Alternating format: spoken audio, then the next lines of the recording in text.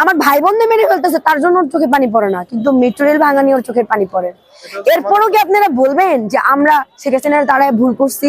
Police মানে এদের uniform পরা মানে লোহার টুপি মানুষের মগজ খায়, জানেন? এটা বুধার কথা ছিল, আমাদের বই একটা উপন্যাসের বুধার কথা ছিল লোহার টুপি মানুষের মগজ খায়। আসলেই সেটা ওদের ইউনিফর্ম, ওদের যে মানবতা আছে না সেটা খেয়ে ফেলে, বুঝছেন? পুলিশের বলেন, বিজিবি বলেন, ওদের ওরা এখনো মানুষ হয় না। আচ্ছা, আওয়ামী লীগ, ছাত্রলীগ, এদের কথা বলি, ভাই তোমরাও তো রক্তের গোড়া মানুষ। তোমরা যেভাবে মারো মানুষদের, তোমাদের কি একটু হাত কাঁপে না? এই যে মারছো, এখন লুকায় লুকায় বেড়াইতেছে, এটা কি খুব সম্মানের? আগে পাওয়ার দেখাইতা, আমি ছাত্রলীগ, আমি আওয়ামী লীগ, আমাকে কিছু করে দেখাও, আগে পাওয়ার দেখাইতা। এখন তো তোমরা বলো যে না আমরা তোমার দলের, তোমরা রং চেঞ্জ করতেছো। কাজটা যদি তোমরা আগে করতা। আমি এরকম অনেক পুলিশ দিচ্ছি, অনেক বিজিবি দিচ্ছি, যারা স্টুডেন্ট মারার অর্ডার পেয়ে ওনারা ডিরেক্ট এই যে শোল্ডার এটা খুলে ফেলে দিছে যে আমরা স্টুডেন্ট মারতে পারবো না, এর জায়গায় আমার ছেলেও থাকতে পারে, এর জায়গায় আমার মেয়েও থাকতে পারে।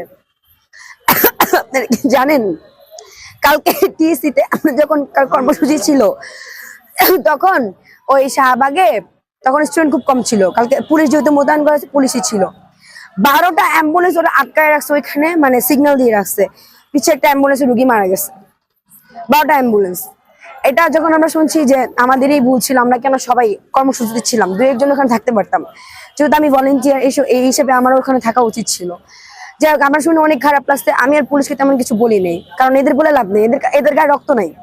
এদের বললে মানে এরা যেহেতু নিজের ছেলের মতো স্টুডেন্টের গায়ে গুলি করতে পারে, এদের আমার কথায় কিছুই যায় আসবে না। আজকে যখন আমি ট্রাফিকের কাজ করতেছি, আমার কাছে প্রাণের দাম প্রচুর, তোমার কাছে না থাকতে পারে, আমার কাছে একটা প্রাণ মানে অনেক কিছু। আমি একটা প্রাণ কখনো বানাইতে পারবো না, অন্য কিছু হইতে পারে, মানুষের মূর্তি বানাইতে পারবো, সবকিছু করতে পারবো, একটা প্রাণ কখনো আমি সৃষ্টি করতে পারবো না, এটা আমার হাতে নাই। এই জন্য আমার কাছে একটা প্রাণের অনেক মূল্য। আমি দেখছি এই সিগন্যালটা আমি আটকাইছি, এখন আমি সিগন্যাল দিচ্ছি এখানে পিছিয়ে অ্যাম্বুলেন্স, মানে এই সিগন্যাল আগে অ্যাম্বুলেন্স ছেড়ে দিব আমি। এটা হচ্ছে আমি একটা ভলেন্টিয়ার, আমার অনেকে চলে, তো হচ্ছে আমার সাথে যারা আছে তারাও আমার সহমত যে অ্যাম্বুলেন্স মানে আগে ছাড়তে হবে এটা।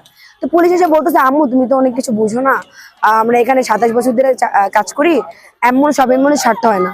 আমি বলতেছি, কালকে 12টা অ্যাম্বুলেন্স আপনি আটকাইছেন, এখানে একটা অ্যাম্বুলেন্সের পেশেন্ট মারা গেছে, কই ছিলেন? কই ছিল আপনার আম্মু? কই ছিল আপনার মানবতা? কই ছিল আপনার গায়ের রক্ত? আপনার কিন্তু খারাপ লাগে না যে যদি এই সিগন্যালটা ছেড়ে দিতাম হয়তো মানুষটা বাঁচতো?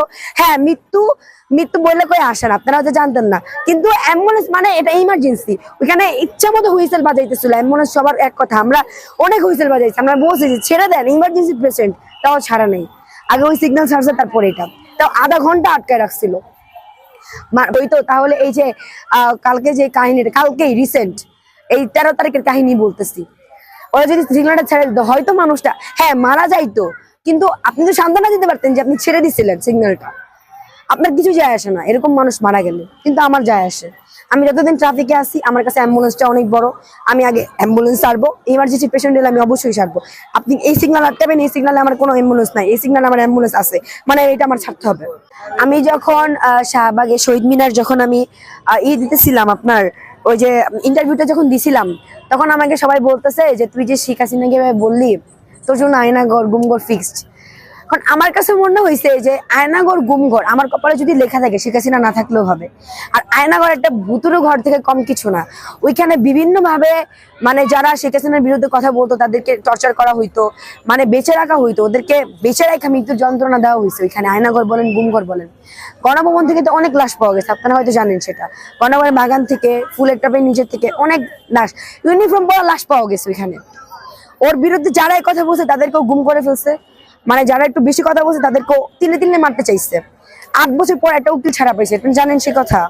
আয়নাঘর থেকে কত মানুষ এখানে ছিল। সে এই যে এখন অনেকে বলতেছে, অনেক জনগণই বলতেছে, অনেকে বলতেছে যে এখন দেশের অবস্থাটা দেখো, সেখানে থাকতে কি ছিল, এখন কি হয়েছে। আপনারা কি জানেন শেখ হাসিনা যে বাইরের দেশ থেকে কত টাকা লোন নিছে, কি পরিমাণ ট্যাক্স নিছে জনগণ থেকে? এই যে ও কি করছে, কয়েকটা ওভারব্রিজ করছে, পদ্মা সেতু করছে, এই মেট্রো রেল করছে। আমার